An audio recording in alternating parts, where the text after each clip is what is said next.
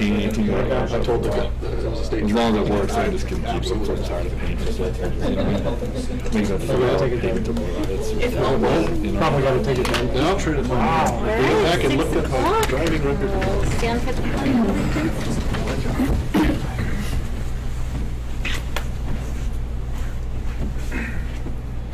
I pledge allegiance to the flag of the United States of America and to the republic for which it stands, one nation, under God, indivisible, with liberty and justice for all.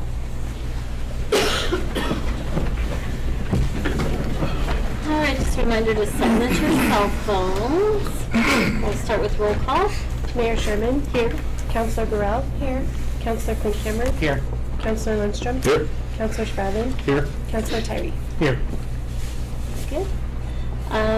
Approval of the agenda. Does anybody have any additions or corrections of the agenda tonight? If not, I'd look for a motion to approve the agenda. I make a motion to approve the agenda for the regular meeting, September 25th, 2023. Second. Any discussion? Roll call vote. Councilor Lindstrom. Yes. Councilor Burrell. Yes. Councilor Spradlin. Yes. Councilor Clint-Cameron. Yes. Councilor Tyree. Yes. Mayor Sherman. Yes. That motion passes. Everybody's had a chance to read through the minutes of our last meeting. Does anybody have any corrections or revisions? If not, I'd look for a motion to approve. I move that we approve the minutes of the regular meeting of September 11th, 2023. Second. Any discussion? Roll call vote. Councilor Spradlin. Yes. Councilor Tyree. Yes. Councilor Lindstrom. Yes. Councilor Clint-Cameron. Yes. Councilor Burrell. Yes. Mayor Sherman. Yes. That motion passes. Next we have visitors and delegations. We don't have any visitors, so we would do citizen comments, but I don't see anybody here for citizen comments. So we will move on. Management. First we have Miranda with the signature authorization for the municipal court bank account. This is just the official process of updating the signatures on our bank account for the court account. And so we'll be removing Melissa's name, and so it'll be my name and the name of Chan McCall. So I'm asking for your approval of that tonight. Very good. So I look for a motion on that one. I move we approve the signature authorization for municipal court bank account.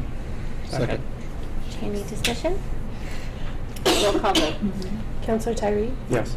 Councilor Clint-Cameron. Yes. Councilor Burrell. Yes. Councilor Spradlin. Yes. Councilor Lindstrom. Yes. Mayor Sherman. Yes. That motion passes. Item B, resolution number 2023-11. Got Tyler Purvis on this one. Right. Good evening, Madam Mayor, City Council. So tonight, this is part of was supposed to be an actual annual process that we do where we update our 3-mile plan. So the 3-mile plan is required by Colorado state law that as you grow as a city, that you're not allowed to expand more than 3 miles within 1 year. And you have to have a plan in place that's tied to some type of community-approved aspect of growth. And so what we've historically pointed to is our comprehensive plan that was done back in 2007, 2008 timeframe. And so as part of the annexation that we're going through right now, the approval of the 3-mile plan or ensuring that the annexation is in agreement with the 3-mile plan, we need to therefore update our 3-mile plan for this upcoming year or for this year. So before you tonight is the resolution to do just that. So the 3-mile plan, the exhibit got lost on the way, but it's up here on the screen. And this is taken from our comprehensive plan that talks about the community engagement, how it was done as far as where, what should happen. If you've never seen this before, you can go on our website. It's located there as well. But the last page on here is the comprehensive plan map, land use map, and this really speaks to, you can't really see much, all the legend and stuff overall, but if you take my word for it, everything that we're talking about with the annexation falls right in line with that planning area and what the community had proposed before as far as commercial, residential, potential mixed use, but for the annexation right now is just the commercial part. So that's pretty much it. So looking for the council's approval of the updated 3-mile plan.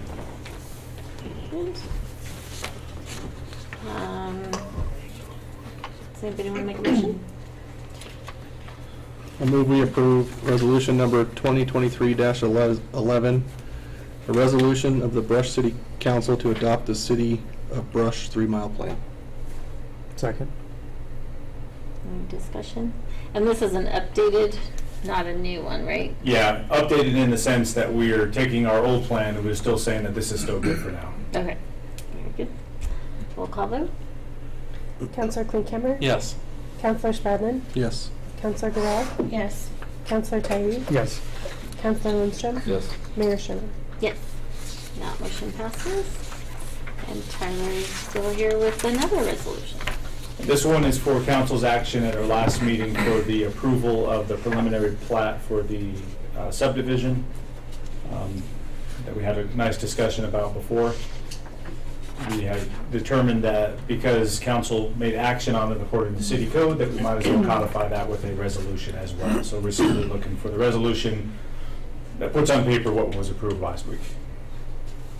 Very good. Or sorry, last meeting, not last week. Thank you. So looking for a motion on that one. Move we approve resolution number 2023-12, a resolution approving a preliminary plat for the proposed arm bar annexation. Second. Any discussion? Roll call vote? Counselor Garrell. Yes. Counselor Tyree. Yes. Counselor Lindstrom. Yes. Counselor Klinkhammer. Yes. Counselor Spradlin. Yes. Mayor Sherman. Yes. Thank you. That motion passes. Thank you, Tyler. Next, we have proclamation number 2023-11, designating September as Firefighter Appreciation Month. I'm going to have Councilor Burrell read that proclamation before we vote. Proclamation number 2023-11, designation of September as Firefighter Appreciation Month. Whereas the City of Brush recognizes the hard work, sacrifice, and unwavering dedication that fire service members have contributed throughout this country, including the community of Brush. And whereas the Brush Volunteer Fire Department is committed to saving lives and protecting the community through prevention, preparedness, and emergency response. And whereas the role of a firefighter is one of dedication, commitment, sacrifice, and willingness to put their lives on the line. And whereas firefighters in our community volunteer their time and leave their families, jobs, and personal lives to answer the call. And whereas the men and women of the fire service industry are a special group of individuals who exude extraordinary commitment and exceptional courage to tirelessly serve and protect others. And whereas firefighters continue to play an integral role in protecting the health and well-being of community members, preventing and preparing for emergencies. And whereas on September 11th, 2023, numerous firefighters across the nation participated in 9/11 memorial climbs to honor and remember the 343 fire personnel that paid the ultimate sacrifice and had their lives taken from them 22 years ago. Now therefore be it resolved that the Brush City Council formally declares September as Firefighter Appreciation Month in the City of Brush, Colorado, and urges community members to honor those who make sacrifices and commit to protecting our safety. Given under the hand of the mayor and the seal of the City of Brush this 25th day of September 2023. Yep. Thank you. So I would look for a motion to approve that proclamation. Move we, go ahead. I move to approve proclamation number 2023-11, designating September as Firefighter Appreciation Month. Second. Any discussion? Roll call vote. Counselor Lindstrom. Yes. Counselor Tyree. Yes. Counselor Garrell. Yes. Counselor Spradlin. Yes. Counselor Klinkhammer. Yes. Mayor Sherman. Yes. That motion passes. Next we have Joanne Gosling with our 2024 SRSA renewal.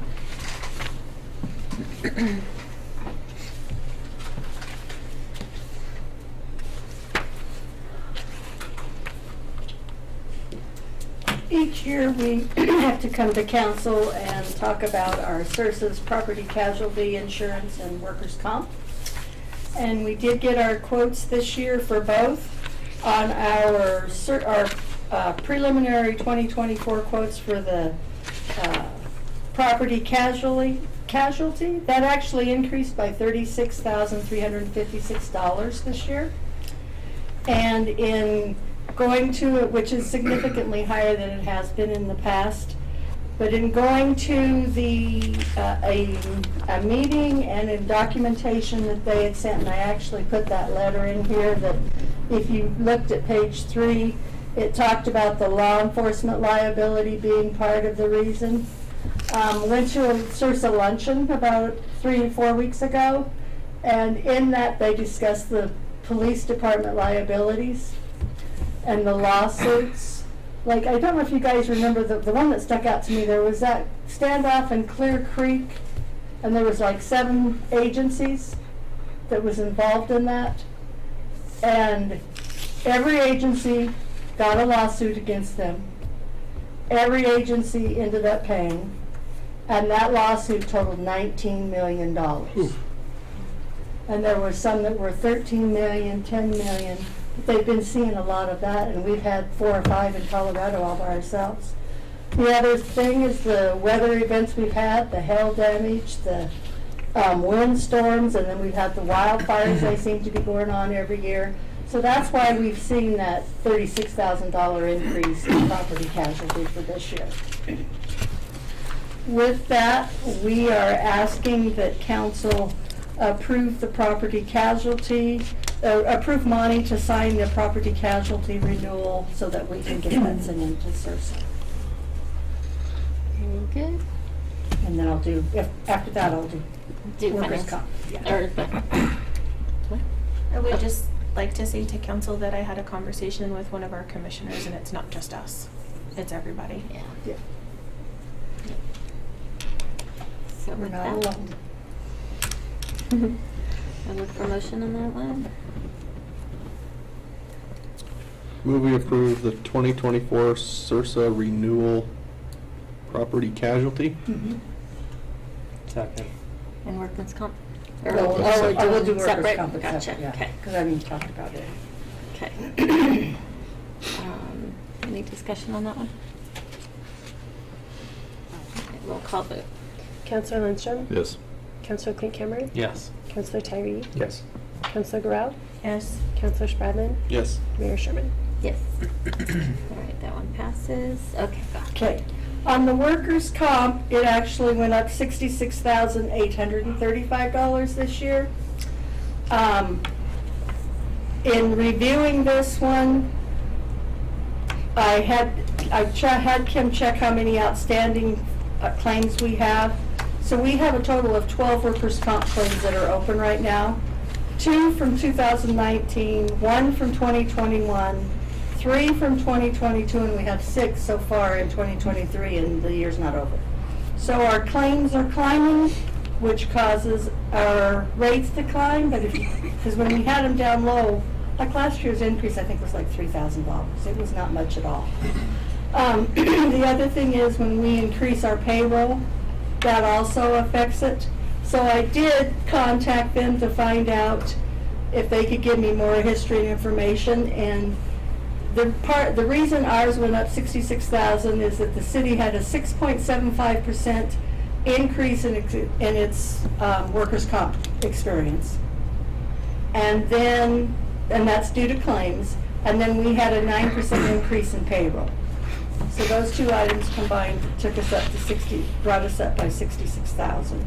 And so I'm requesting that council, the good news is we got an increase in property casualties, and they almost got to wash each other out.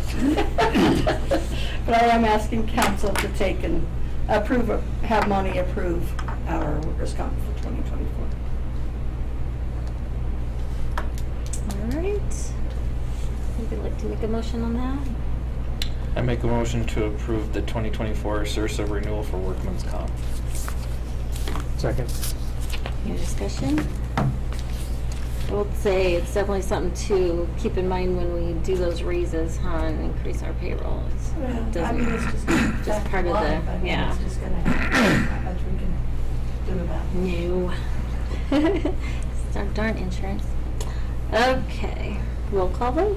Counselor Spradlin? Yes. Counselor Clint Cameron? Yes. Counselor Lindstrom? Yes. Counselor Tyree? Yes. Counselor Garrell? Yes. Mayor Sherman? Yes. All right, that motion passes. We'll move on to finance. I move we approve disbursements and payroll for September 11th, 2023 through September 25th, 2023, totaling $624,606.35. A second. Any discussion? Roll call vote. Counselor Tyree? Yes. Counselor Pinkhammer? Yes. Counselor Burrell? Yes. Counselor Lindstrom? Yes. Counselor Spellman? Yes. Mayor Sherman? Yes. That motion passes. All right, now we're on to the 2024 budget. Department heads are going to visit their line item requests. Do you want to lead the discussion? Give a real quickie. So each year, department head comes to council and presents their line item request for the next year. So that's what department heads are here. They'll only talk about the items that has $1,000 or greater increase. They won't go over every single item. Brandon Flecksteiner, the police chief, is out. He had a little baby boy, as somebody didn't know. And then so Dave Kosher's going to be here and present to him. And Todd called me this afternoon, said he was going to try, but he wasn't sure 100% positive he would make it, so I'll present Tad. Okay. But right now, we'll start with David. Okay. Good evening. To begin with, you all have copies of this? Yes, okay, all right. I guess we'll begin with the first page. It likes you. I know, it flies annoying. We'll start with item 1201, office supplies. Budget last year, $3,500. This year, asking $7,000, $3,500 increase. We have normal budget supplies, but also in this one, obviously, we need new desks for the clerk that does records, the clerk that does evidence, and we also have one office in the back for the lieutenant commander position that needs to be replaced. So that's basically what that is about. We'll continue. You want to ask questions on that one as we go? Sorry, new to this. Keep going. Keep going. Okay. County IT, this is going to be a big one. On the second page, item 1319, County IT. Last year, $5,000. This year, it's going to be $15,000 asked for, which is a $10,000 increase. Reasons for this going into it is we used to use a system called CIS through mobile reporting, RMS, dispatch, and everything else. Those who don't know, they are switching over this year to a different system, which is going to be Central Squared. With that, the county has come up with a sharing for the IT department. Literally came accountability for the profits to be split on the majority of who was going to be using it the most. The most recent episode on that is that the Morgan County has pulled out of that, and they are asking for each department to hold their own server. There being, we would be responsible for our own IT. We already use Scourge Technologies for the department, and that would be continued to be him. So the $10,000 on that was already pre-planned would be enough to cover those expenses for the server and for him to cover that for the year. So we're hoping that we'll even out. So that is going to be the reason for that increase on the $10,000, along with the new mobile terminal dispatching that's going to be coming with that. We need a little bit of extra software, if will be, to install on the computers. It should be coming with Foursquare to make sure that it integrates with other, like our Axon cameras. So if we're going on a scene, it'll automatically adapt with that camera call to our call for service, which is going to be a backdoor service on this software itself, which might be an additional fee, which will also be covered into this. So a lot of software issues. Plex Technology is never going to go down in price. So that's what that was budgeted for this year for the $10,000 increase. Moving on to page 3, I put a question mark on this one as saying his math is wrong, but for 1404 associate dues, this is going to be for line item supports the International Association Chiefs of Police, CACP, Remen, which does some of our calculations, other paperwork needs to go in. Those fees for increasing, we expect that to go up. He has here $2,500 increase. If you see down in below in the print, if I see a $2,500 increase, we're looking at $4,000 there instead of the $1,000 he has. So I don't know if that is actual $1,000 or $2,500 on that. What's that? Yeah, which one is a typo, I'm not sure. Yeah. But for right now, since it's on the paper and he's got it up here in the 2,500, I'm imagining that would be the correct spot, so that's how much we're asking on that. The line item supports 1406. Computer maintenance, this comes along also with the IT support and any kind of additional ongoing licensing or field recruiting software that we may need. We're looking to actually, when we do backgrounds on persons now, instead of must do it, we're going to let a professional agency maybe do that for us, save us some time, do a little bit more depth. We have persons who apply for the Brush Police Department who are wanting to be post-certified officers or wanting to go through our academy, but they're from a different state. In order for them to do that, they have to come to Colorado and challenge post. With that, before we actually start the background or before we do that, we are looking to implement and actually trying to take on recruitment from that place to where we would pay for them to go to and challenge post.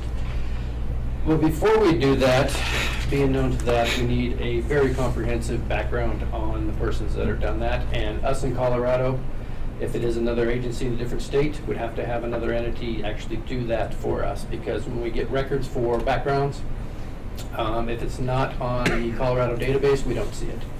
The only thing we'll see is federal crimes or felonies that would be charged on a national database in a different state. So we'd have to have other agencies do that. So that is one of those that we're looking for, along with that for the field training software.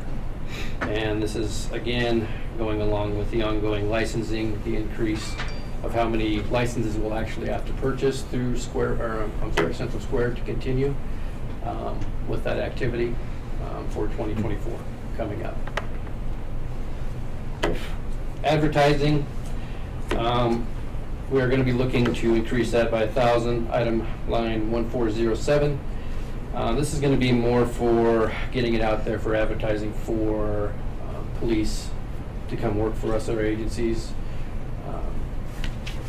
Sergeant Art had a good idea that we're going to be implementing and taking that to different colleges, different academies, everything else, pretty much putting our name out there, putting our benefits. We actually have some of the best benefits. The one thing that we do actually have a struggle with is pay.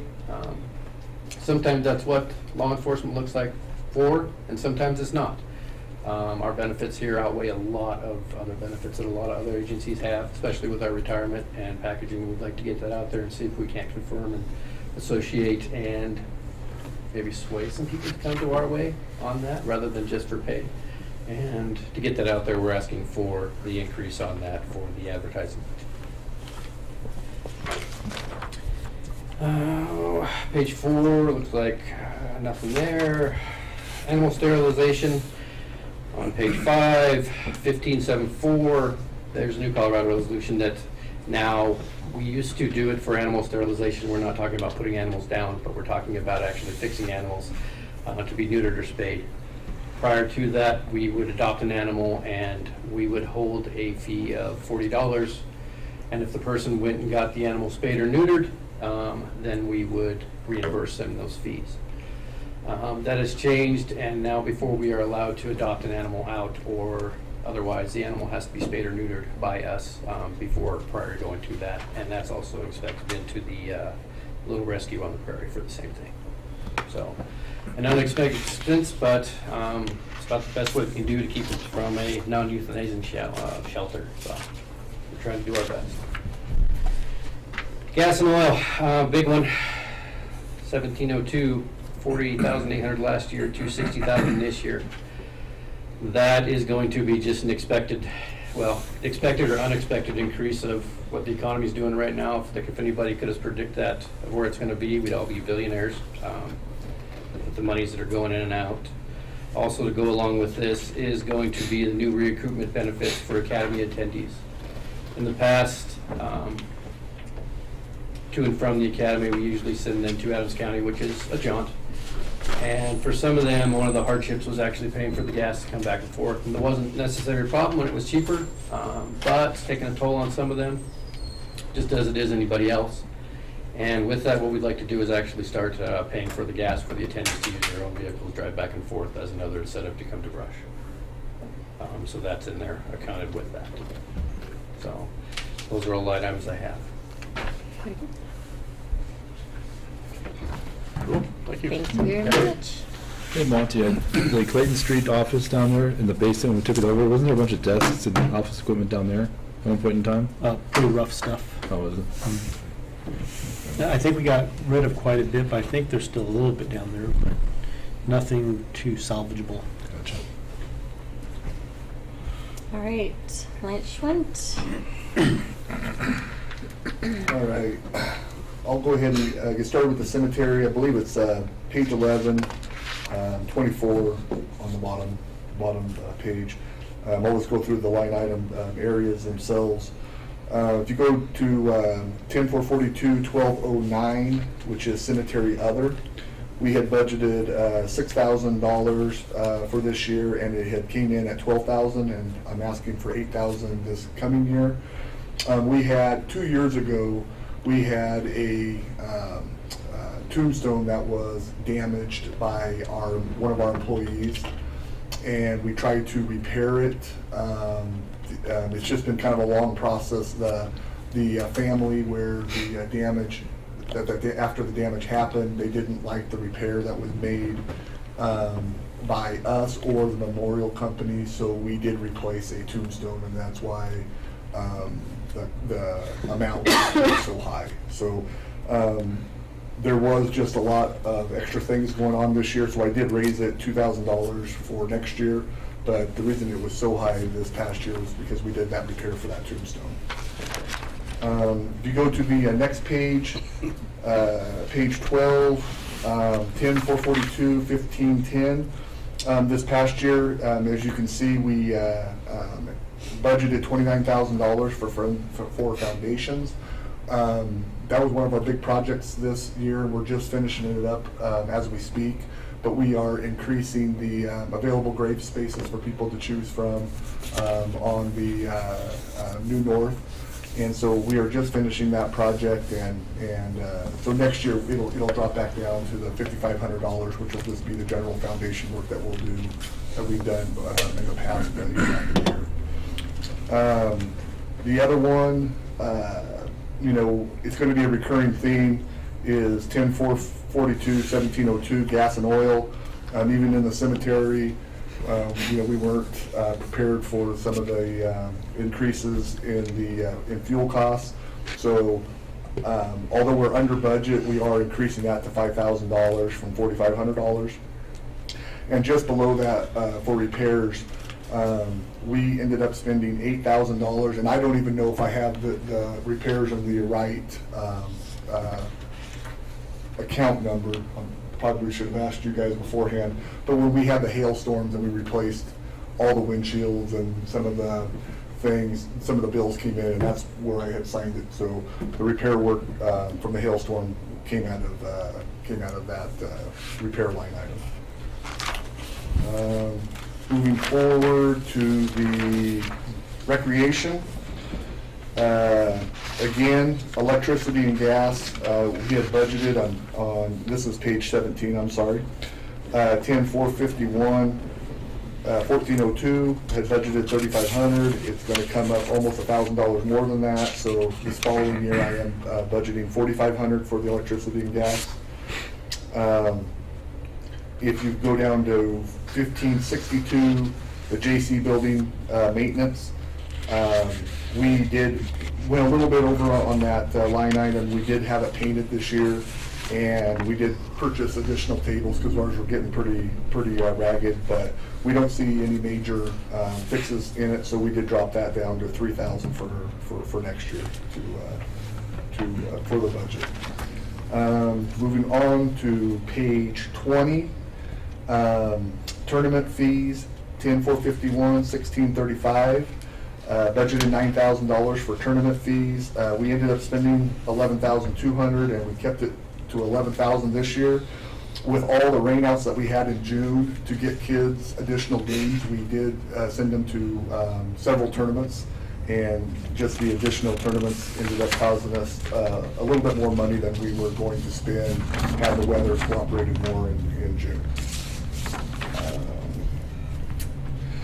And then the next one is page 21, 10-451, 1653 in the swimming pool. This is a big one.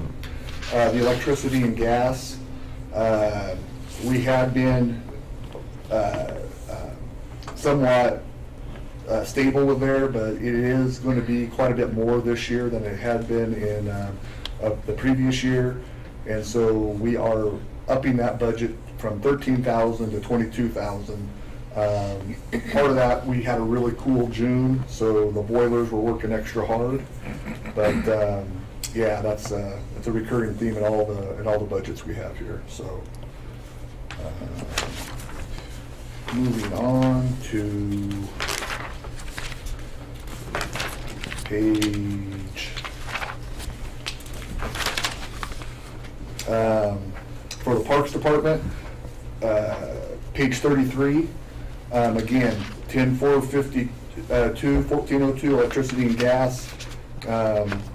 Budgeted $38,500. We feel it's going to come in around $40,000, so upping that budget to $41,000 to cover the cost of the rising energy costs. So that's the one for the Parks Department. Don't think there's anything else that's too crazy. And then finally, the golf course. First one is grounds maintenance. Had budgeted $30,000, estimated $40,000. Going to be requesting $45,000 next year.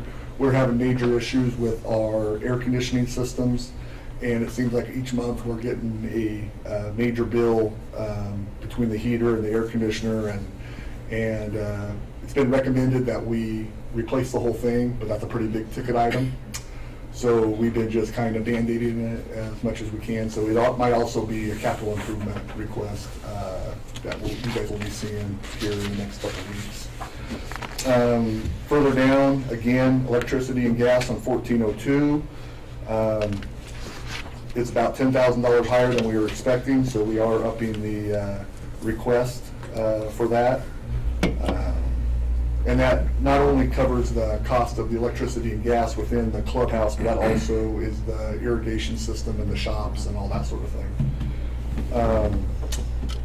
Then computer maintenance. We had budgeted only $2,000, but we did a bunch of upgrades with computers and phone systems and everything like that, and that was just the cost that we had to incur to upgrade everything that we did this past year. That was something that we weren't sure that was going to happen, but that's what it ended up being. The cart rental, $1,593. We discussed this a little bit last year, and we hadn't budgeted enough. And then I found out after reading the fine print, and although our revenue for cart rental, it far exceeds what the expense is, but I found out we have to pay property tax on those carts, and so we didn't get charged for that the first year, but we did this year. So that's why it's a little bit of an increase in the cart rental from which should be around $23,000, but it was $26,000. And finally, the handicap fees. The USGA raised their rates, and so we raised ours to cover those fees. But and we had several more people that participated this year in golf, so we just ended up with more handicap fees than we had in previous years. So that went up. And then finally, our gas and oil. This is the one department that it almost doubled. So looking into that to see why. I don't know. We didn't really change anything as far as work that we did out there, but it was significantly higher usage of gas and oil than we had in the past. So we did raise that to $11,000 to try to cover everything for next year. But we are looking into that because that did seem abnormally high for us compared to previous years. And I believe that's all I have. If you have any questions, I'd love to answer. Lance, on that property tax for golf carts, bring that information to Joanne tomorrow. Okay, I will. I'll bring that over there because that's something I wasn't expecting. And then But then, of course, there's a little fine line that says something about property tax there. I just wonder if that's more along the lines of a private golf club or something like that, but not a municipality. That could be. I question that too. Okay, I'll bring that to you. I have a question about 1592, the golf shop merch. Yes. The 2023 budget stated 20,000, the 2023 estimated was 15,000, yet there's an increase to 25,000. Right, and that is the merchandise that we have downstairs. We are selling out of most of it, so now we got to replenish it for the following year. Okay. That's also something that, what we have down there, you know, hopefully we're able to sell it. We did sell quite a bit of it, if you look at our revenue part of it. So that goes hand in hand. And then the merchandise, that includes not just shirts and hats and all that, but that's the golf balls, the tees, I mean, a lot of stuff that you use daily when you're golfing. So where does 1599, the golf shop miscellaneous, come into play that was budgeted at 0? Yes, $15.99, that's where we actually take out for, if we do run special tournaments or anything like that. Those are like, they call them T-gifts. So anybody who would come and participate in a golf tournament, sometimes they'll get the course at Pettis Park, like a little cooler or something like that. That's what we take that out of. And my last question is for 1703 for repairs. You had budgeted 6,000, only spent 500, dropping to 1,000. Do you feel comfortable? What happens if you go over budget? Well, I don't want to go over budget, but over the last several years, we've replaced all of our equipment through the foundation and everything else. So I feel pretty confident that what we have, I'm not going to need $6,000. We better not need $6,000 in repairs on some of the new equipment that we have. So. If I remember correctly, can you help me remember with the golf carts that you purchased, wasn't there some type of repair deal associated with that, with the new golf carts? They repair wear and tear, but if like somebody runs into a tree or something like that, like we actually had that this past year. We had a guy that wasn't paying attention.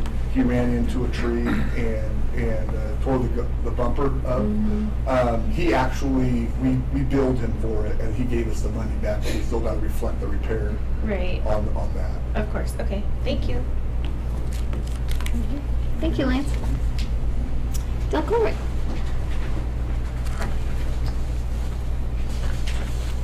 Thank you, Mayor. Most of our budgets across the 5 funds have pretty much stayed the same, with the exception of, at the sound of being redundant here, electricity, natural gas, and then, of course, gas and oil. The only exception across all 5 funds, with the exception of wastewater. They've actually kept their electricity at the same amount, and they don't use natural gas, they use propane. And we actually seen a decrease in propane costs this year. So and now that I got that out of the way, because after all, I only got 5 minutes, right? With that, we're going to start with Public Works, the Street Department. We see an increase of $1,000 under medical. This is what we use to pay for our CDL physicals, but also our DOT drug and alcohol screenings. And we are now seeing an increase in our drug and alcohol screenings from years past, and so this just reflects that as well. Again, and then from there, we will move on to snow removal. And snow removal, we really blew through the budget this last year. We received an enormous amount of snow. So, the majority of the crystal balls that I'm looking at this point keep saying another bad winter. So we're just going to ask for the cash and hope for the best. And so last year we asked for $12,500. This year we're asking for $30,000, just to be on the safe side.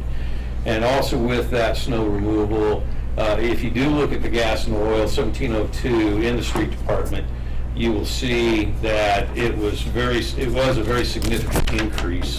That is to say, we budgeted last year roughly about $26,000, and we spent almost $56,000 in fuel alone last year. And a lot of this was for these trucks and snow removal and the like. So snow removal in and of itself, We talk about what, we use that to help with we're getting contractors to help remove snow. And, but we also see it in our fuel budget as well, when we have to do that. Next, we'll move on to water. And in water, of course, gas, oil, electric, and the like. We'll also see in 1206 chemical increase. It was 10,000 last year. We're asking for 13,000 this year. A lot of the chemicals that we use is chlorine, especially hypochlorite, and that chlor-alkali industry is tied to the cost of energy. So as their energy costs go up, so does our cost for bleach. We'll also see an increase in uniforms. The city just recently instituted a new policy about getting logos on your shirts and being able to provide these as part of our uniforms. And so the water department is requesting a $1,500 increase in the uniforms budget. Also with that, in 1215 safety equipment, we really did plus up our water department here over the last couple of years. And the one thing we want to do is make sure that our crews are safe, they're visible, they're out on the street, hard hats, hearing protection, gloves, everything that goes with it. As the old saying goes, is for every dollar that you spend towards safety, you get a $5 return. And so you will see a $5,000 increase in safety equipment in that line item. The next areas in water department that you're going to see a fairly large increase in is going to be legal, engineering, and consultant. 1301, 1303, and 13, and that should be 1304. Or 13, yeah. And so with this, we are currently objectors to a water court case, and it's called the Bentee Project, and that's where they want to put a porosity reservoir over the top of in the area of our aquifer. And so there is quite a bit of legal in looking at that, as well as consulting firms and looking at their data to see whether or not it will actually have if it will impair our water rights. And so we have to look at that very carefully. With engineering, we're spending, of course, a little bit more, not only because of any of this water court objection, but we are also looking at an RO facility here in the near future. And so some of these costs we have to try to account for as well. And with that, the next one will be building maintenance. In the past, in 1408, last year we budgeted for 5,200. With the new employees that we have with the water department, there's only so much room that we can put them in.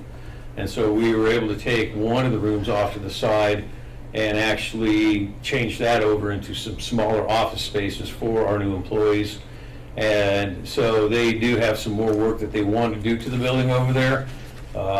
Keep in mind, this was an old power plant owned by a public service company back in the day, so it does require quite a bit of money to retrofit this into a fairly nice shop.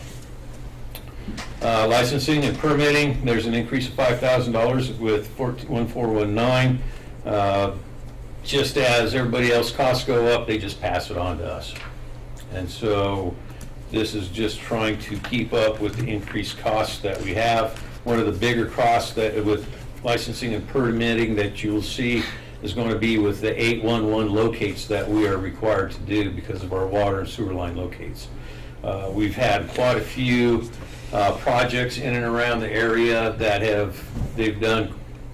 they'll call out locates, and we've seen a significant increase in doing that, and so this helps cover those costs. And finally, we are looking at distribution maintenance, line item 1523. One of the things that we're planning on doing this year as compared to years past, we were looking at a $30 increase, is we want to start upgrading our distribution system into a GIS system, something a little bit more user-friendly. Before, we've had to rely on, say, institutional knowledge on where water lines were, where they were connected, where the valves were. We've had maps, but they've not always been the best. We go to look for meter pits, and so we just want to get all this wrapped up into a better GIS system. In addition to upgrading to a GIS system, the EPA now has a lead and copper revised rule that's coming out for lead and copper services. Some services have lead solder. And with that, we are under a federal mandate to identify every single water service in this town and the material it's made of.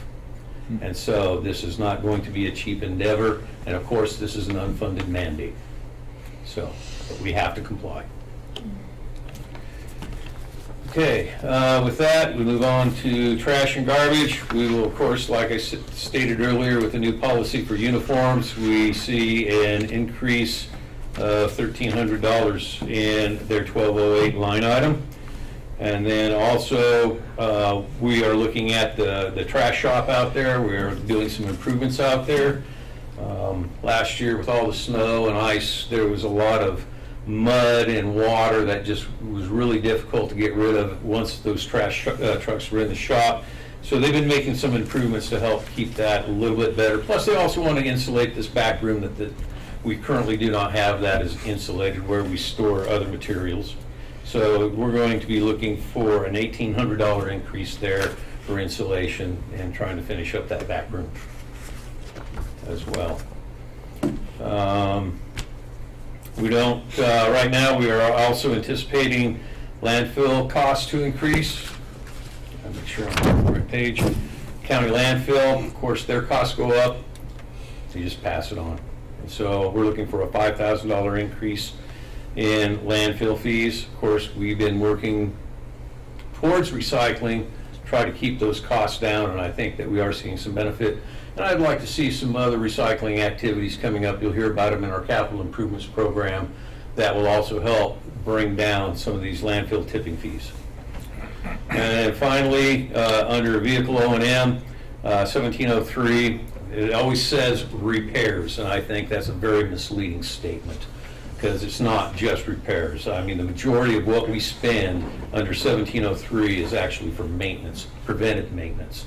And so the intent is we don't try to do reactive repairs. And so one of the issues we've had with both the trash trucks is the filters and such.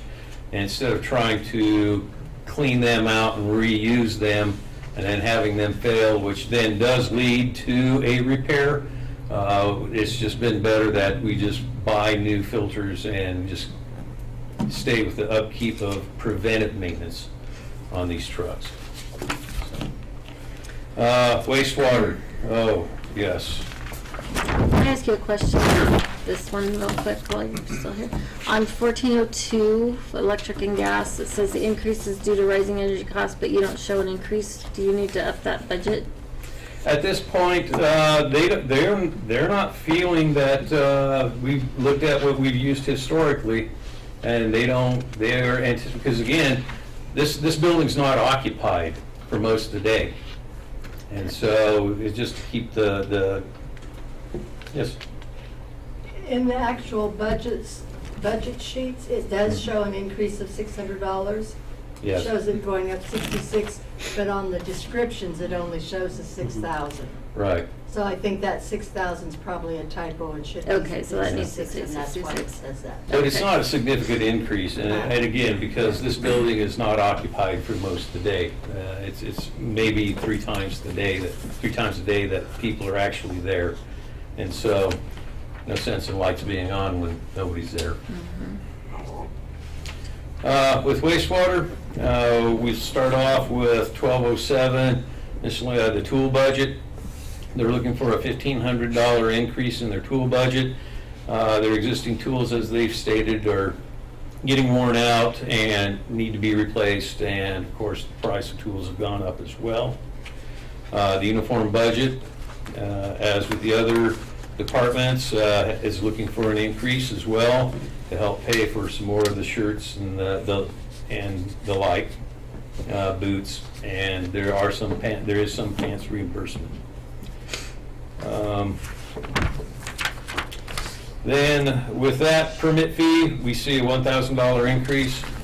Again, this is also tied to our 811 calls.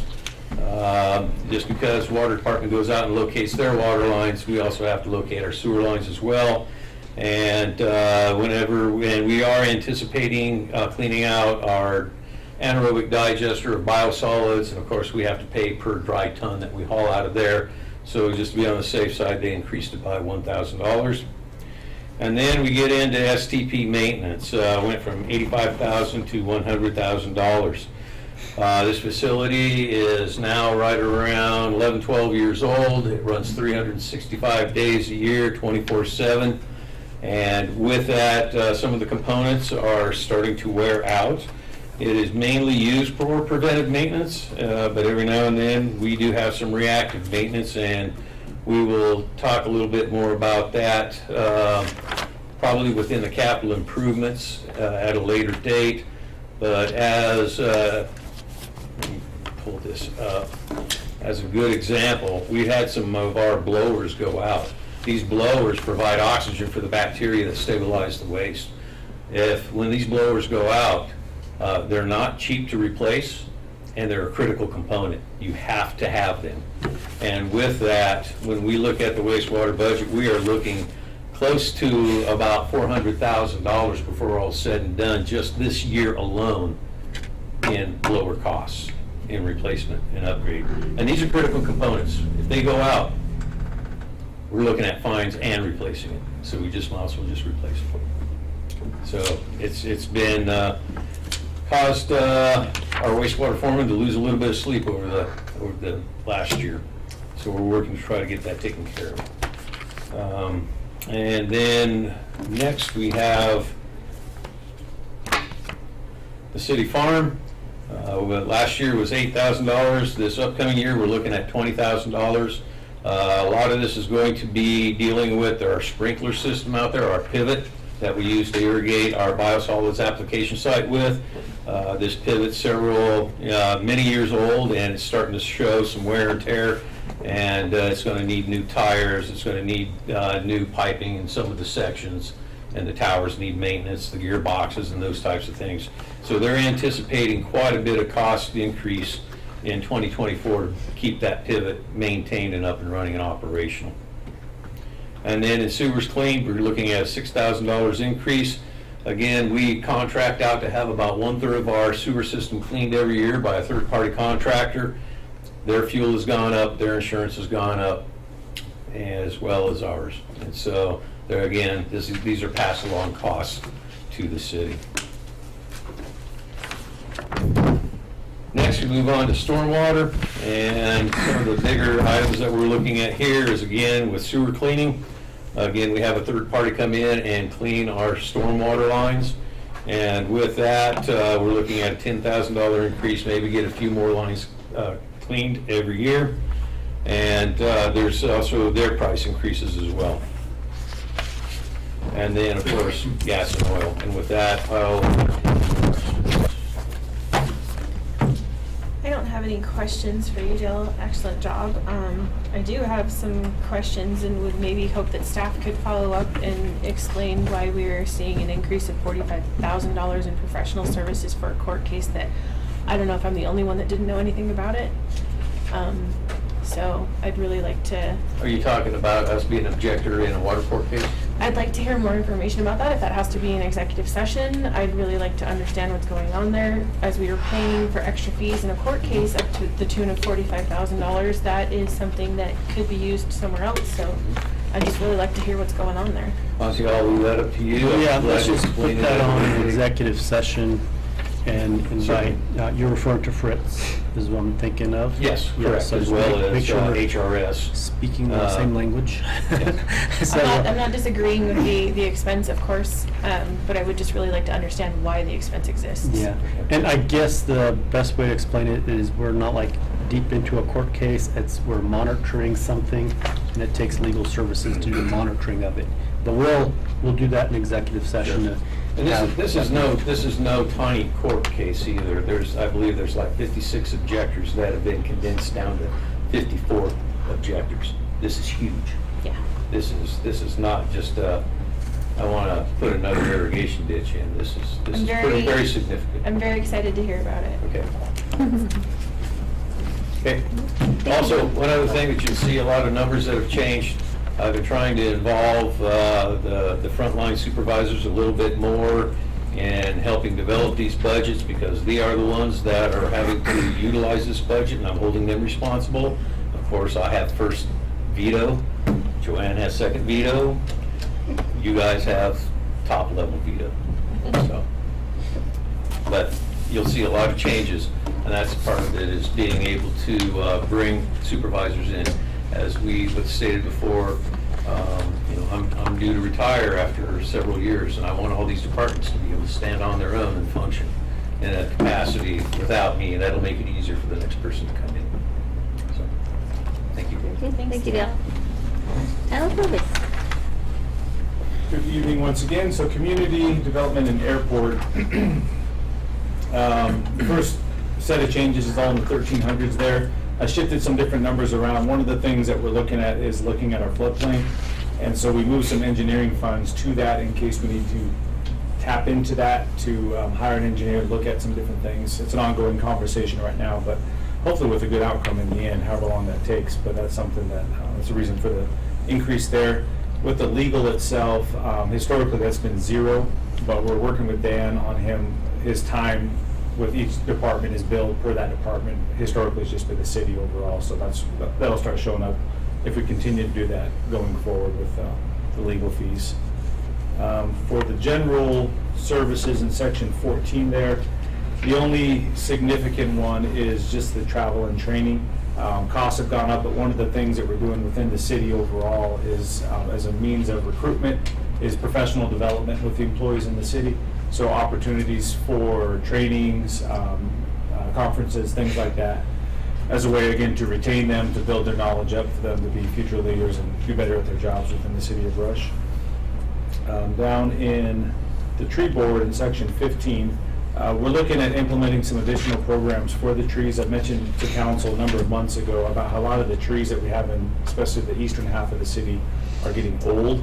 And so the concern is that all those will start coming down and, I say falling apart, but, you know, getting old and limbs falling and that kind of thing, roughly around the same time. So we're working with the some different organizations on putting together a true tree maintenance program so that we can take care of those trees in a responsible way, and also plant new trees as well. So as they're coming down, the other ones are coming up through the years.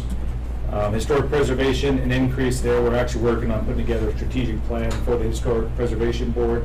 And so with that, our intention is to hopefully utilize additional grants that we can then get poured back into our community. So we just ask for additional dollars in case we need to match grants. And then down to the airport. Really not a whole lot of changes there.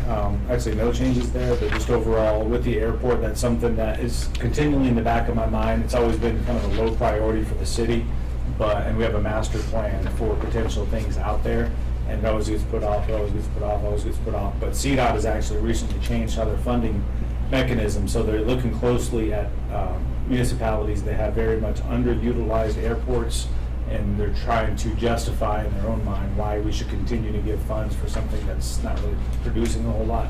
So that's probably a conversation that we'll have to have with council here in the next couple of months. That's all I got. Easy. Any questions? All right, thank you. All right, Joanne, talking for Tab.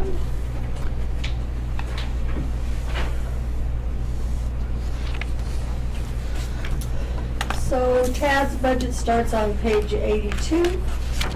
And as I looked it over briefly here a little while ago, it looks like that he is increased. As we talked this morning, he talked about one item that had increased, but when I look at this, he's increased several. His building and shop, and in his descriptions, he doesn't give reasoning for why he increased them. But his building shop is increased by 1,000. The chemicals is increased by 1,500. His tools is increased by 3,000. Uniforms increased by 1,000. The one that he did talk to me about this morning was the protective equipment. That's went up to 25,000. And that one is, I think I gotta make sure I'm talking right. Yes, the cost of the bunker gear has went up significantly. And so now one set of bunker gear is $5,000. And if those get exposed to chemicals and stuff, then they have to be disposed of. So that's why he's increased that one. Can I ask a question about that, Joanne? Mhm. Do you happen to know if he also increased it due to potential new members and having to get them bunker gear, or is it just in case they're exposed? I think he talked more about the exposure. Okay.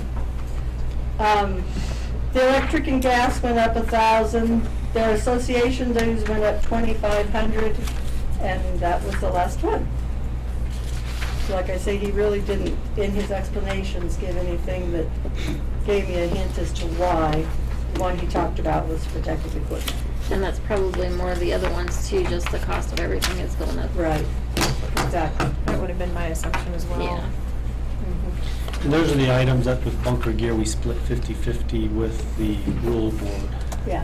So that helps. And then with the recent fires, the contaminated ones, we Yeah. might get some paid for new. Yeah, they've sent some billing out to Cogen for those fires. Thank you, Joy. Thank you. Miranda. I don't have much to report. For the city clerk budget, I have nothing to report tonight on a significant change.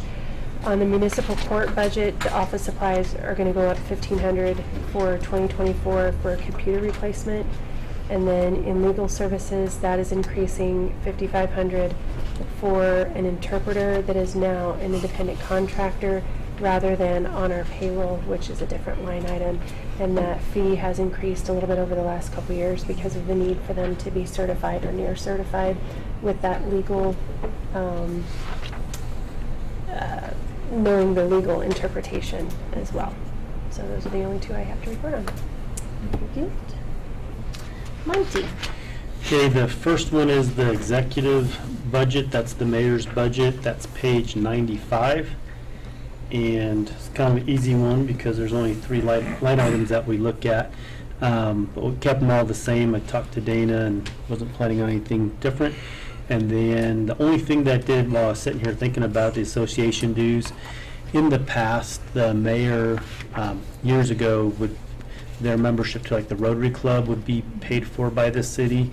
But then the Rotary Club ended up going to more of a corporate sponsorship or membership. And then I did mention to the mayor that the Lions Club would be another one if that was an interest of yours. But I didn't have that in here yet, but if you want that in here, we can easily adjust that for association dues.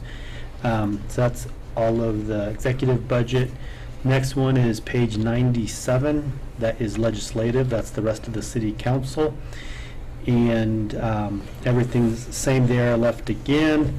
I put in uniforms simply because we may have some additional council members on board that might want some shirts and things like that. So put a little bit in there for that. And then travel and training,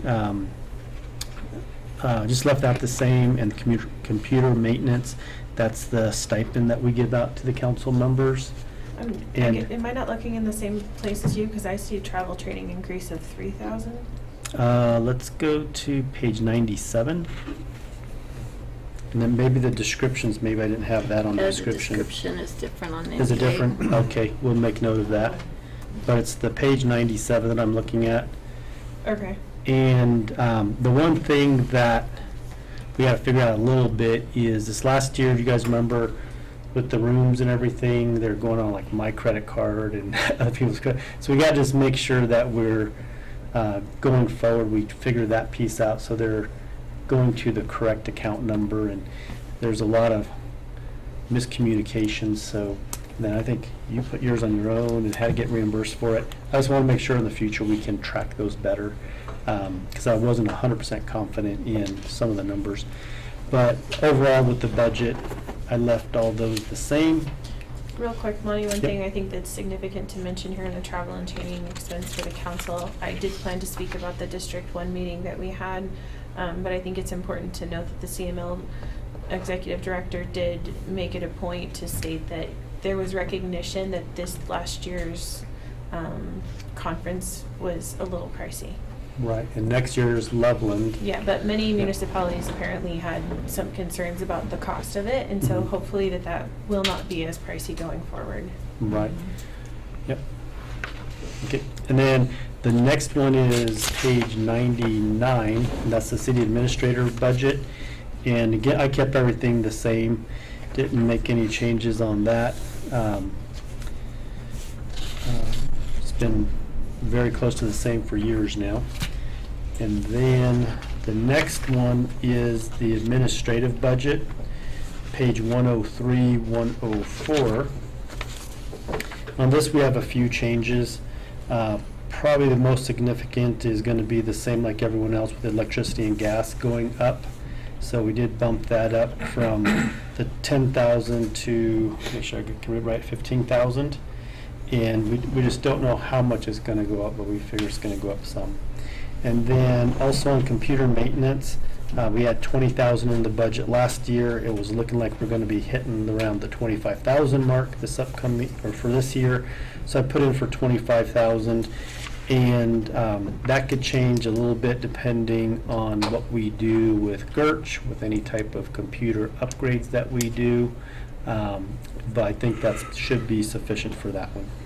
And the telephone's going up for 7,000? Let me just make sure. Telephone. Are you on the written descriptions or the? The written, it's Oh. going from 8 to 15,000. Yeah, let's go with the page 103 where it's 15 and 15. Oh, okay, so the 2023 Yeah. wasn't 8, okay. Joanne was cracking the whip needing all these things, so I was probably typing fast. Okay. Okay. I was the last one to get mine. And then on 1504, so this is page 104, 1504 employees incentive. This is where we do our lunches, our barbecues, the float, and also for our Christmas party, we do our Christmas bonuses and raffle prizes. And every year, because it's a percentage what we try to do, everything keeps going up a little bit higher, a little more expensive. So each year I bump that just a little bit. And in some years we add employees. So, but the 28,000 should cover all of that. That's all I have. Very good. I think that's everybody. So we'll go into staff reports. All right, looks like I'm going to rattle off some more numbers into the staff report. Not a whole lot, just a couple updates. MCEDC, one of our longtime standing partners, we've had our stakeholders meeting today, and had a representative there who was recently hired on to lead an initiative that they have going called Route 76, which is essentially, MCEDC had received a $150,000 grant through the Rural Workforce Innovative Opportunity Grant. And so with that, they're funding this position, and they're working with local businesses and school districts, essentially trying to keep students now within the community, let them see the job opportunities that do exist within the community. We all know that raising a small community, the big city looks so glamorous and great, and a lot of them want to go and experience that. And so one of the reasons for that is not just the glamour there, but they don't think there's a lot of opportunity here. And so he'll be working with the teachers, with the schools on that. But I mention that as well because if there's any businesses in the community who are interested in partnering with MCEDC on bringing employees, bringing students into their business organizations, they can reach out to MCEDC directly and coordinate that with them. Another update, Proposition 123. No worries. Proposition 123, just an update on that is we have opted in. We did put a letter of intent for that. It was somewhat misleading originally, and I'm not surprised, but they said you can kind of just submit your letter of intent on general what you hope to do on a broad term without a lot of details. So they had 113 letters come in requesting $255 million, but they only have a little under $25 million to spend on that. So what they did is that they came back and said, hey, we're actually going to only take those who are basically project ready. and consider those. So ours weren't quite at that place yet. So next year, funding at 23-24, they're going to better refine that on what they're going to require for those who are going to apply. So we'll be ready for that one. Just an update on permits right now. Super busy in our office still. Got 434 active permits. Out of those, 276 are roofing, 34 are siding, and 26 windows. So every day we're getting calls and people coming in still recovering from the storm. So that's going to be ongoing for quite some time. And then the last one is that we're actually going to be doing the permit this week, issuing the permit, that's what I was looking for the Family Dollar on Mill Street, just north of the Brush Secondary Campus. So that was that subdivision that we did, a minor subdivision a couple months ago. So the property owner and the Family Dollar owner have worked out everything, so the property has exchanged hands and they're wanting to move forward with that project. So we'll start seeing some dirt move around lively in the next couple of weeks. So if you have any further questions on that, you can, or anybody in the community, I'd be glad to answer those. So. I have a question. Yes. I thought it was a Dollar Tree, so it's a Family Dollar? Does that mean that Oh, the that's a Family Dollar? You did. It is both. Yeah. It's a Dollar Tree, Family Dollar combination. Does that mean that the one that's next to Napa, or is it Napa, is closing? I don't know. It is. It would make sense. So does that give the opportunity for someone else to move into there? Because that's good. I haven't spoken with the building owners. I'm not sure what their plans are. I'd imagine that they're aware of that. I haven't spoken with them directly. Okay. But yeah, there's opportunity for space for somebody. Okay. Whether it's an expansion of Napa or another business coming in. Awesome. Very good. Thank you, Ted. David, how was your week? Staffing's been good. Men and women are salty. Been on the ship quite a while. But we're looking to get into some little bit of smoother waters. We've got two that are in the FTO process that are looking to come out by the end of this month, which will give us a little bit more hands on the road. A few wearing so many hats can take a few off and breathe a little bit and get back to maybe their jobs, what they're supposed to be doing rather than filling other positions. We did have one person who was actively going to be going into the academy with Damian Hernandez, Katie Barrelman. For those of you who know, she had to challenge post in order to get in. They did take the variance. They did listen to her statements and everything else, and she is good to go now. So as far as that going, we are looking to put her through starting in December and opening up the hiring process for the post again to send somebody to go. Usually those positions come in pretty hard and fast. We usually get a lot of applicants coming in for that. So looking to have some good expectancies on that. We secured some vehicles finally due to the train wreck of the trail that came through with all the hail, and I think everybody felt it. We had quite a few cars totaled for out of our fleet, which takes us down to sheer numbers of having a police car for each officer, if not just having to share or take it as it is. Spoke with Joanne. Got a few vehicles that are actually came in for another company. Eagle County, they ordered 7, and they only took 4, so thank you. Appreciate that. It was going to be a headache because with CIRSA coming in and totaling those vehicles, they are taking our other ones that were totaled out looking in November.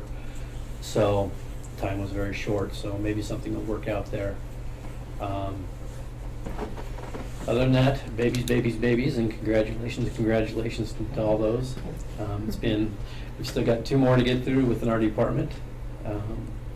But otherwise, things are good. They're looking up. Morale's coming up a little bit, so we're getting over the hump. Maybe we're downhill for a little while. We'll see how that goes when wintertime comes, if things slow down or pick up with the rates of criminal activity or other. But right now, we're on a positive, so I'll take it. Thank you. Not to beat a dead horse, and this Yes, is a ma'am. question you'll probably hear for a while from at least a counselor or 2. How is the continued climate inside the schools? Climate inside the schools, I've been in doing patrol. I usually go around in the mornings when I have time, when I'm not on another call. Watch traffic again, time, get out of my car, try and get out and do the crosswalks. Haven't had any officers complain of any opposition of anybody going in or walking around the schools. As far as cooperation with cases, I haven't had any kind of reflex or anything else from any of the schools at all. If we're needing help with a little bit of case or needing video, providing case numbers that we are actually needing it, and they're getting it to us right away. So I haven't had any complaints, so it seems to be we're on a neutral playing field right now. I know Brandon is, our chief, has been meeting with Bill Wilson on occasion, speaking. Don't have privy to those conversations or what they're talking about, but relations seem to be good and fair for the time being. Awesome, thank you. Well, Thank you. All right, Lance stepped out. Dale.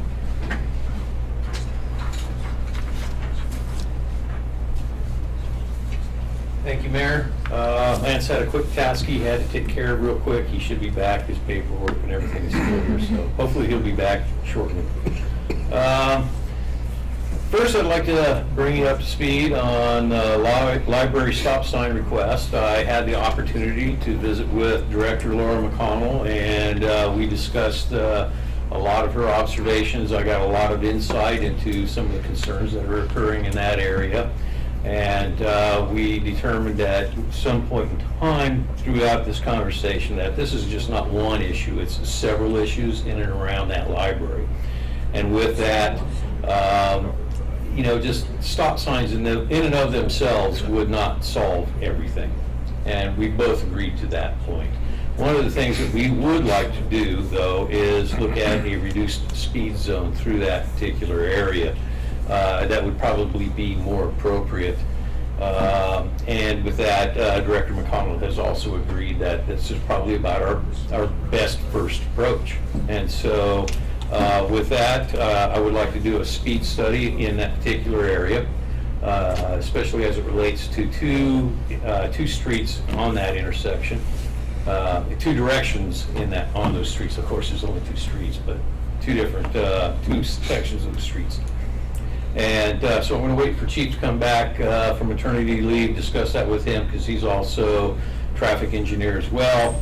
And I don't see any issues with doing this. And if, because I know at one point in time, we were able to borrow another agency's speed control or recording devices, and I don't know if that's still available. If not, we will just go ahead and get some out there and get it looked at and start looking at that. The other nice thing about speed reduction is the manual for uniform traffic control devices gives us a lot more flexibility in being able to work in that area.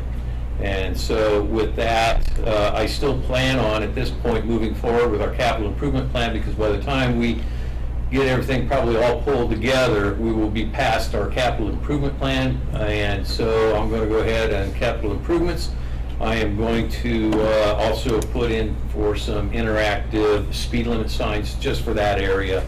And these will give you feedback. So if you're going down the road and you're talking on the phone or texting your buddy, and you all of a sudden see flashing yellow lights that you're doing 45 and a 30, at least you're being made aware that you need to slow down. And so, but with that, I think, you know, that with Director McConnell and myself, we've discussed this thoroughly, and I think we're on the right path with this. And so, hope to update you soon with a good solution. I like the idea of the showing what speed they're doing.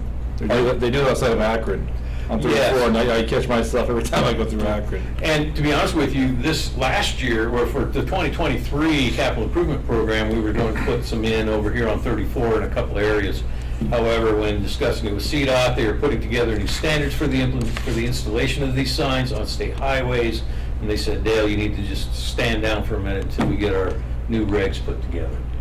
And so, even though we didn't get them put in on 34 here this last year, we are looking at putting them in there over on Everett as well as Cameron Street.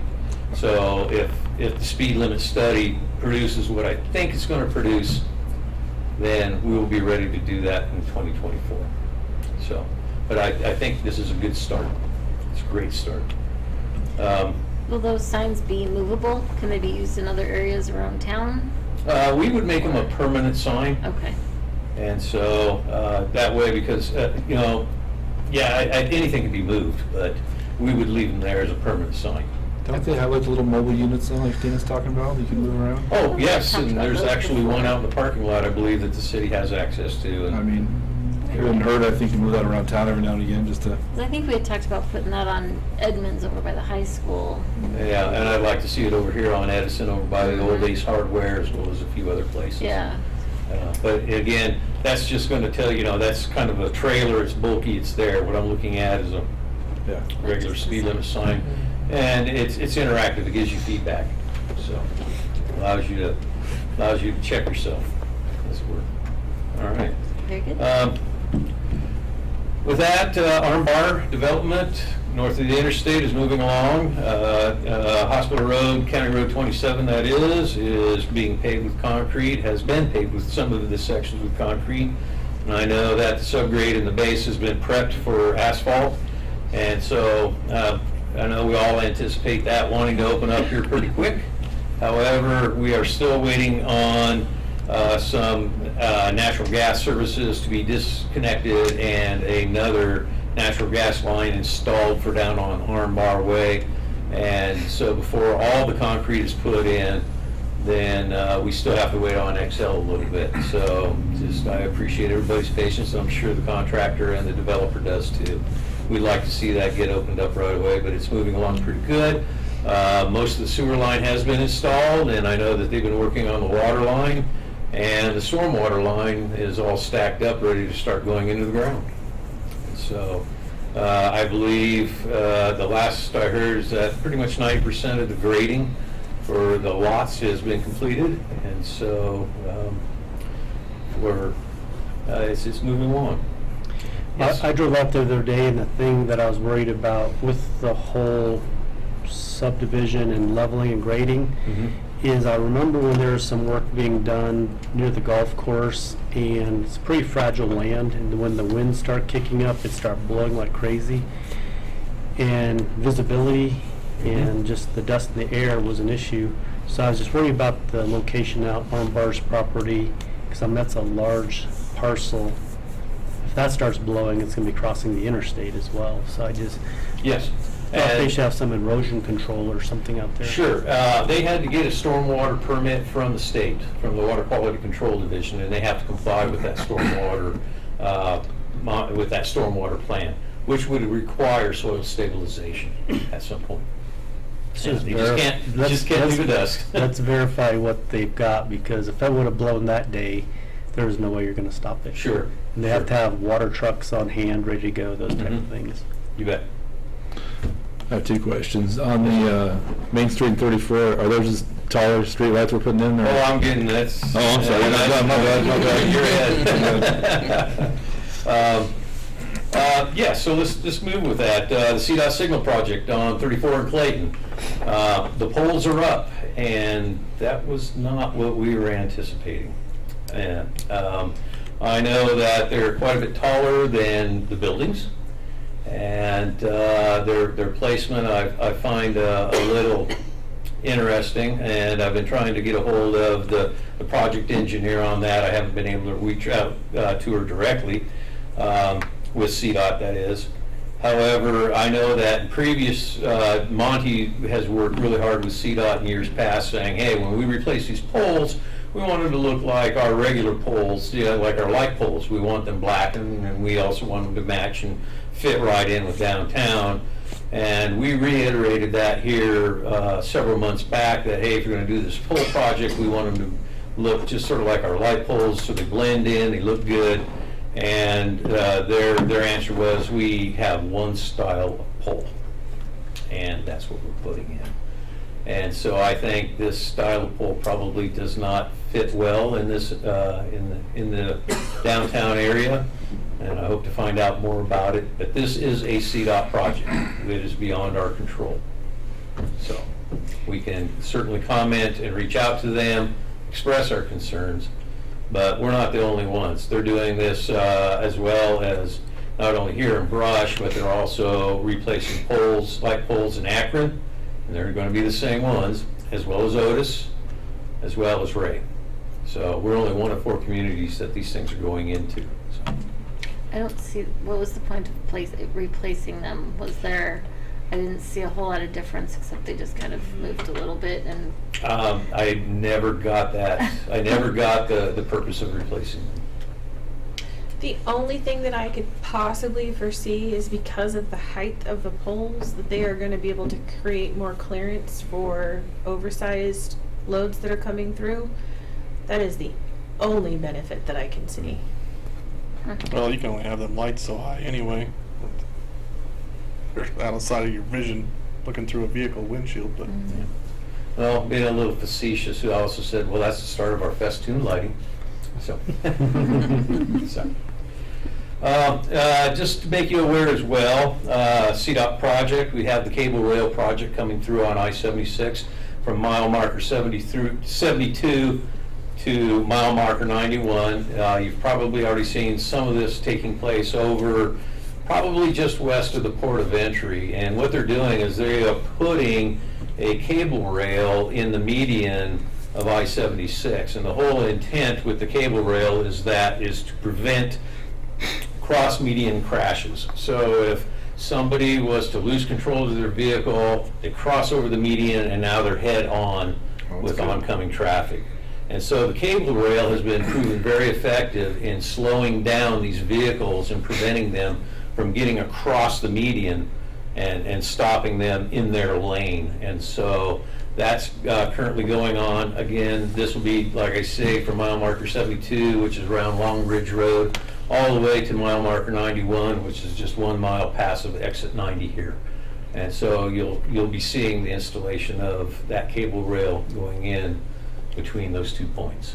That's the same type of cable rail that they have in like Brighton and Lochbuie. Yes, correct. If you've been to Denver on I-76, Brighton area, you see the cable rails there. And I recently was in Denver here several weeks back, and I noticed that there were some of those poles laid over, and but the cable was not broken, so it prevented somebody from going head on. Good. So just keep in mind that that's coming our way. So if you see that and get asked, that's what they're doing. They're installing some safety barrier there to prevent head-on crashes on I-76.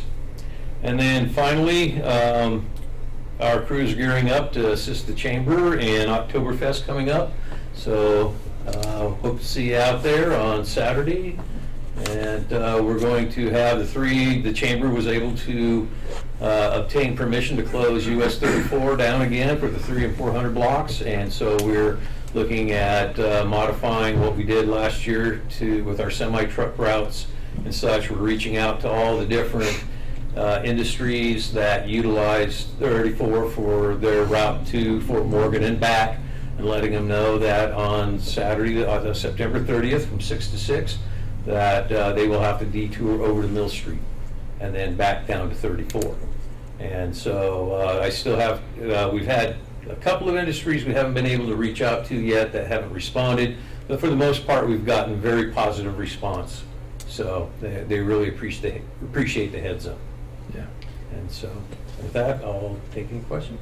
I'm not volunteering this year, but just a heads up in case it didn't make it through the trickle down, and with the changing of the executive director, the individual that I spoke with last year who called me quite upset because I was the volunteer on scene, we are not to have cars parked on the railroad's property east of Clayton. There are signs going up. Okay. There are signs going up, yes. That we made that was one of the when we sat down and did a debrief, that was one of the critical points that we brought up, is that we cannot be parking on railroad property. Yeah, on the west side, near the grain elevators, because the elevators are not their property, they said that cars could be there, Mhm. but not on the east side. Correct.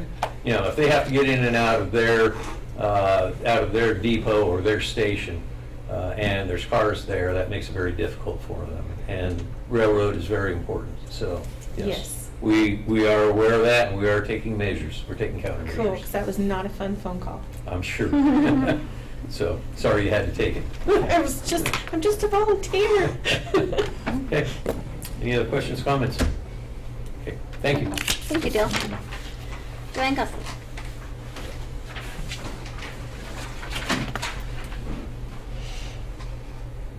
I'm Mutcham. much quicker than the rest of these guys. Maybe Dale was trying to stall a little bit. Trying to wait for Lance to come. Guess what? I'm not stalling for Lance. Okay, so first of all, severance tax we get annually. That's one that goes either way up or way down. 2021, I think, is when it, or 2022, it was like 13,000. 2021, it was like 13,000, no. 2022, it was 13,000. 2021 was 13,000. 2022, it's like 95,000.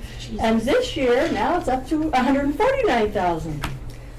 And I only budgeted the 13,000, so that's 136,000 more in our budget than anticipated. Also, what's this guy's name?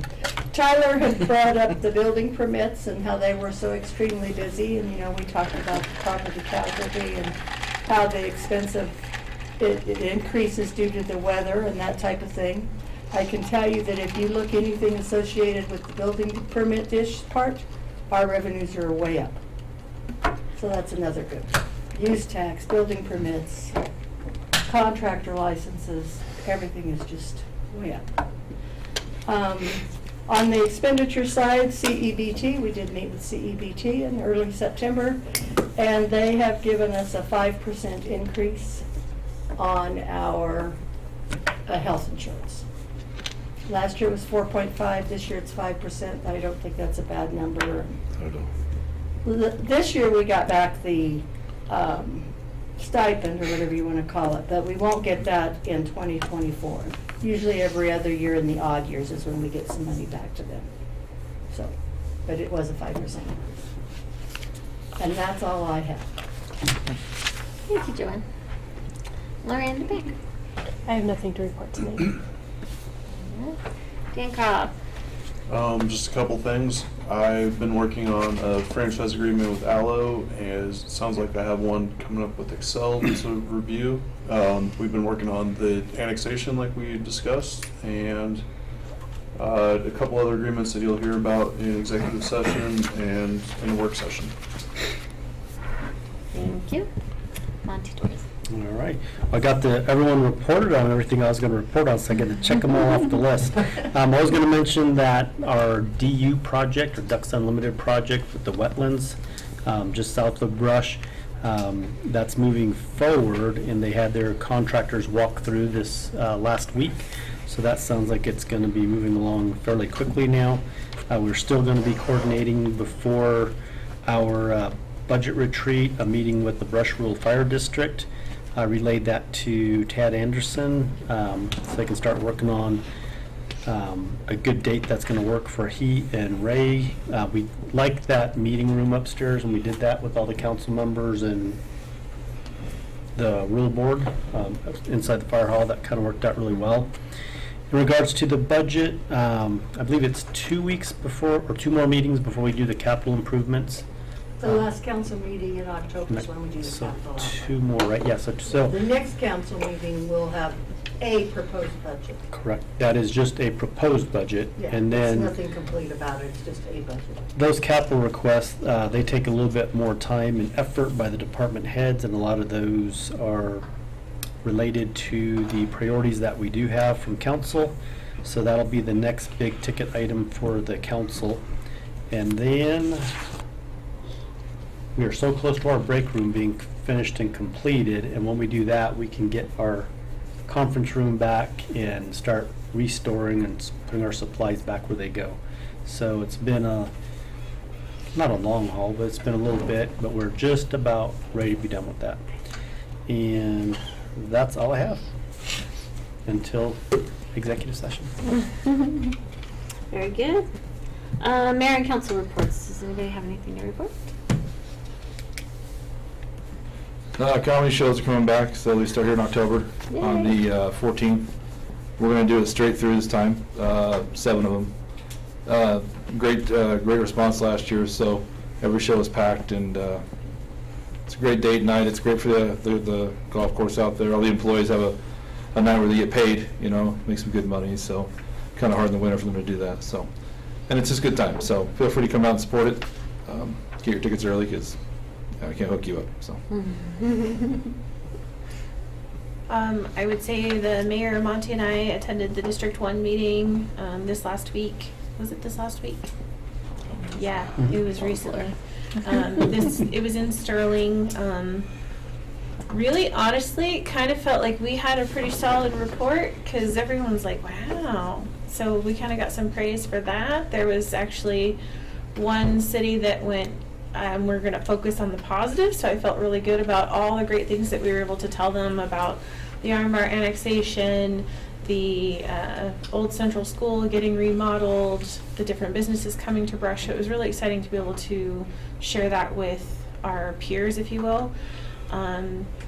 There was an interesting piece of information shared by Darlene Carpio, who is Congressman Buck's aide, and she shared about an art program for students, which is the Congressional Art Competition, and I actually plan to share that with the district at their meeting so that we can make sure our kids can compete, kids who actually get selected, and if their piece wins and gets sent to DC and gets hung, and the congressman's office pays for that student and their parents to go to DC.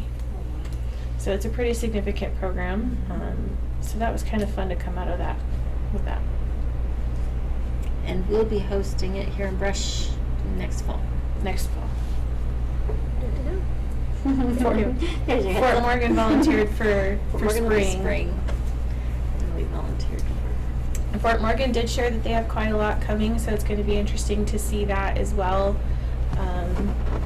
There's a Hispanic based grocery store opening. As everyone knows, Scooters is coming, Les Schwab's is coming. There's a lot happening with our neighbor, and I do think it's going to not be in the near distant future that we are going to be one as they continue to expand both directions. But it was just good to see the community as a whole doing well. Yep.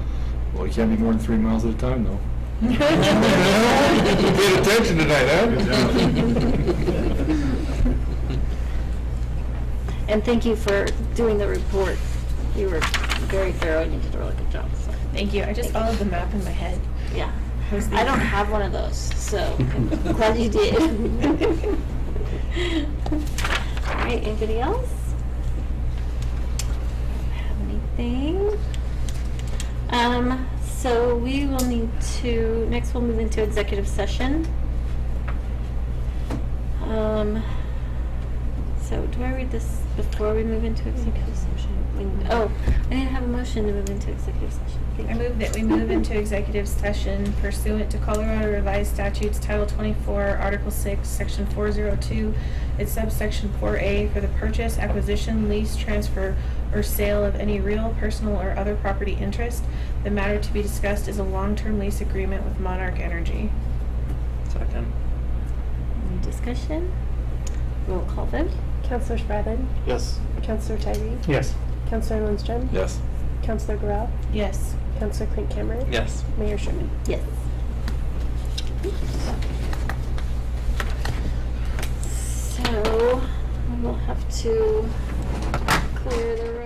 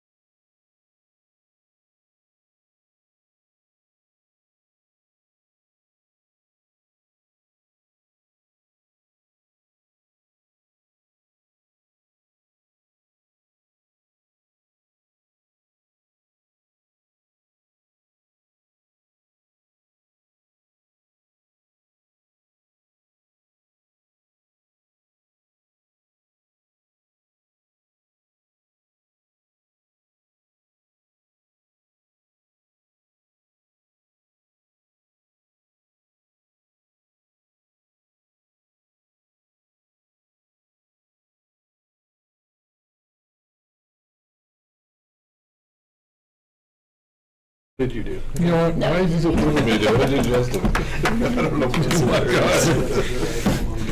I'm like he's probably his teenage son or something.